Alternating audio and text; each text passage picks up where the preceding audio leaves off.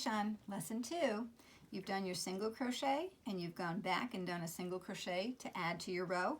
Now I'm going to teach you a double crochet.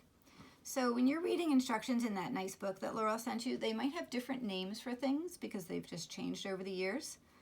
There's something called a single crochet, as I told you. There's a half crochet, there's a double crochet, there's a double half crochet. Just as long as you know the loops and you know what you're doing along your whole row, just keep doing that. Doesn't necessarily matter the name.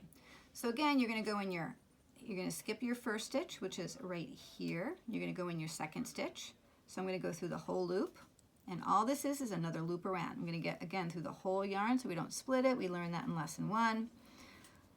You're going to pull your yarn up through the first loop, which is actually your stitch. Then you have 2 loops on.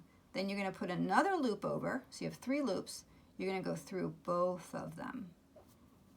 Okay, loosen up your loop, go into your next stitch, same thing again. So all you're doing is looping one more time in the middle. So I pull my thread through, I loop yarn over again. That's something we didn't do before. That's the new step. Pull through both loops.